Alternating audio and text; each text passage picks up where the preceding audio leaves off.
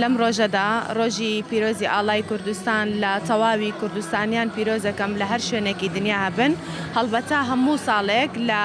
حەڤەی 12 ئەم ساڵە ئەم ڕۆژە بە ڕۆژێکی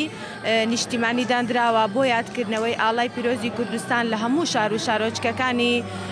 هەرێمی کوردستان چالاکی جۆرا و جۆر ئەنجامەدرێت بە بەرزکردنەوەی ئاڵای پیرۆزی کوردستان لە شوێنە فەرمیەکان لە قوتابخانەکان هەروەها سازدانی کۆڕ و سیمینارات و کۆمەڵێک بابەتی جیاواز لەسەر ئەم ڕۆژە هەڵبەتە یادکردنەوەی ڕۆژی ئاڵا لە هەرێمی کوردستان بۆ ئەوەیە کە خەبات و قوربانیدانی گەلی کوردستان لە بەرچاو بگیرێ و هەروەها نەوەکانی داهاتوومان لەسەر مۆرکی نیشتیمانی و نەتەوەیی گەلی کورد ڕابهێنرێن و هەروەها